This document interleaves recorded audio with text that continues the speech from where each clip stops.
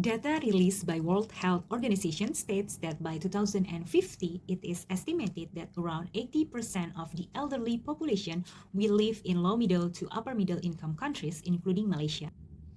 In the period of 2015 to 2050, it is estimated that the world's elderly population will almost double from 12% to 22%.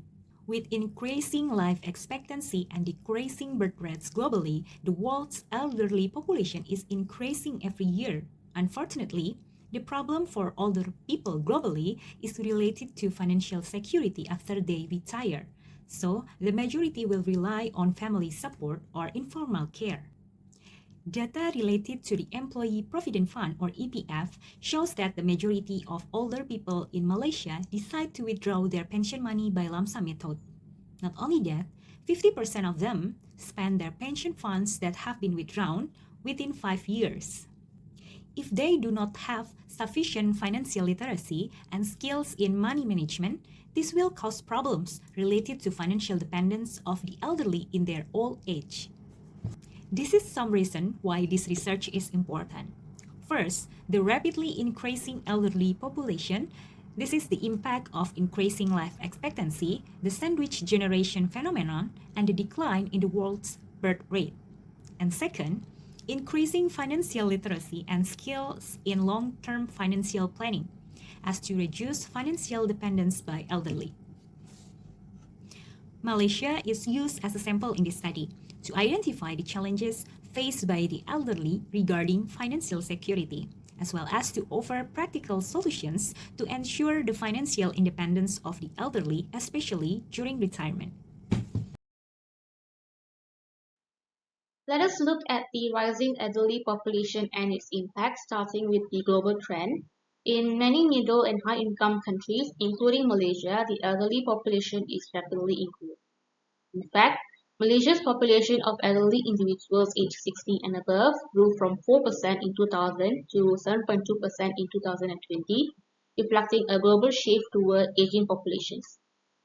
Contributing factors include longer lifespans, reduced fertility rates, and improvements in healthcare and lifestyle.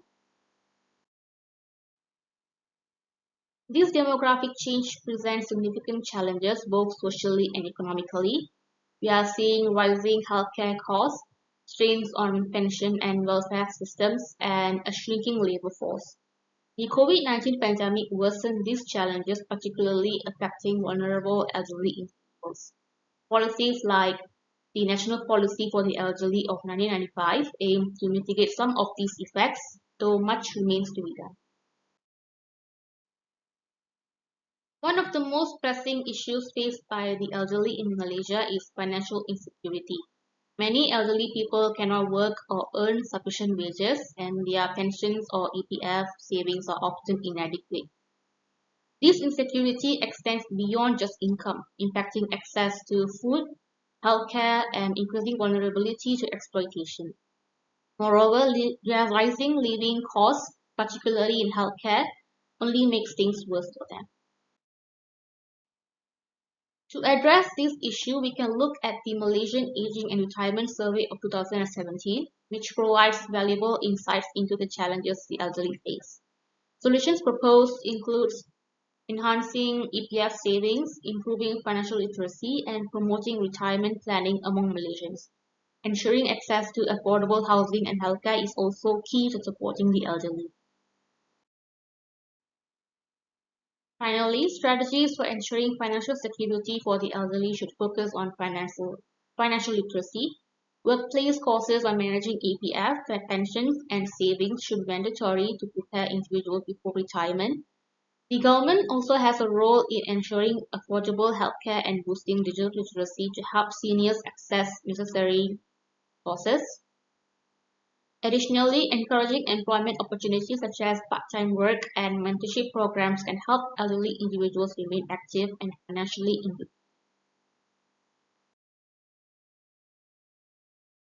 So, For the research design, this study applied a combination of both the quantitative and qualitative methods to data collection. The primary aim of this mixed mode method was to capture the lived experiences of the elderly in relation to their financial security, specifically their sources of income, financial concerns, financial satisfaction, and financial planning ability. Now, on to research sampling. A non-probability convenience sampling was utilized in this study. This is because of the specificity of the target demographic, which were that they were residents of Malaysia and individuals who were 60 years old and above. This was done to ensure the highest number of respondents possible within the allocated time for this study's research. Now, only a total of 10 survey responses were collected for the study. The low number of respondents was a consequence of both the specificity in the target demographic, in addition to the sensitivity of the research topic itself, as financial concerns can often be seen as a controversial topic. Moving on to data collection. Data collection began on the 4th of November 2024 and concluded on the 22nd of December 2024. The study used a combined quantitative and qualitative survey which consisted of 15 questions. The survey was conducted online through Start Question and then disseminated through social media and telecommunication applications such as WhatsApp. This method of distributing the survey was because of the convenience of online surveys, which would make participation more appealing to potential respondents. Challenges and limitations also proved to be an important part of the methodology.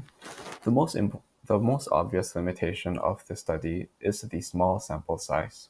The potential causes of this limitation are the target demographic and the sensitive and personal nature of the research topic. Non-probability convenience sampling was employed in order to mitigate the limiting effects of the aforementioned.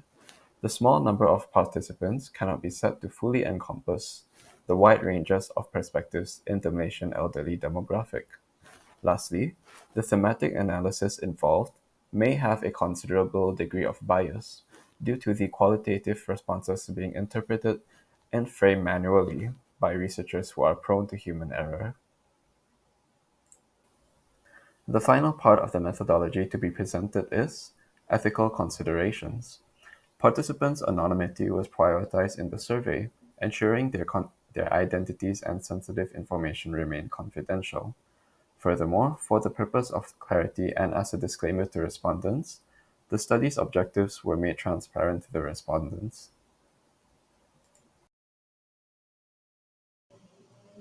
And in this part, I will introduce the result analysis. Our group built a questionnaire which have 15 questions, and we finally obtained 11 responses. Our questionnaire mainly focused on respondent age, income situation, financial concern, and advice to younger generation. We can see in the bar chart about the age.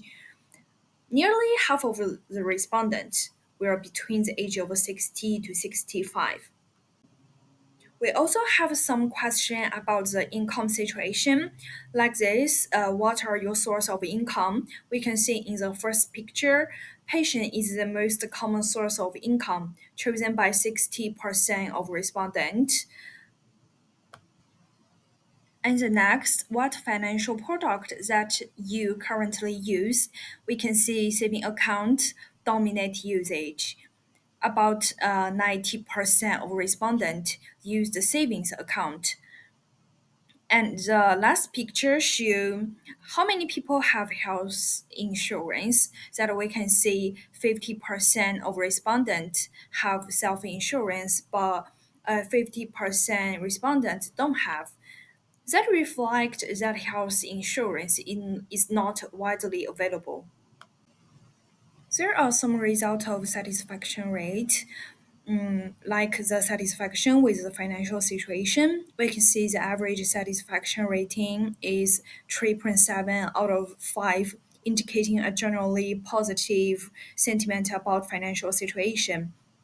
And when asking how likely are you to recommend your financial advisor to others, the Net Promoter Score (NPS) is minus 80, which indicates significant dissatisfaction among respondents. And When asked how likely are you to seek professional financial advice in the future, the NPS is -70, indicating significant dissatisfaction in seeking professional advice. And there are two results of two open-ended questions, like what's your biggest financial concern? We can see from the result, each respondent focuses on unique issue. Practical issues like raising costs and health, emotional worries like financial stability and end of life spending. And what advice would you give to younger generations about financial planning that we can see from the results? Most of the advice revolves around saving money. Multiple response highlight the importance of investing. Now let's turn to the key findings and the recommendations on financial security among the elderly population based on our survey results. The survey reveals the patients and personal survey remain the backbone of financial stability for the elderly. However, reliance on family support and investment is minimal, reflecting a shift toward economic independence and education with financial risks. A critical concern is financial insecurity tied to healthcare and limited financial literacy, with many lacking insurance and confidence in managing finance. There is an urgent need for systems like build trust in financial products and simplify access to essential resources. Estate planning emerges as a significant gap, with cultural and legal barriers limiting proactive asset management. Addressing these can empower individuals and promote equitable resource distribution. Low satisfaction with financial literacy and investment highlights the need for targeted education and accessible tools. Supporting the elderly with clear, low-risk financial options can bridge these gaps and improve their financial well-being. So, to address these challenges, we propose several actionable strategies. First, promote financial literacy through mandatory education on retirement planning. Second, improve retirement fund management to ensure financial stability. Third, provide affordable housing for elderly individuals, especially those in need. Fourth, expand the healthcare coverage to guarantee access to essential medical services. Fifth, develop a supportive government policy to address economic instability.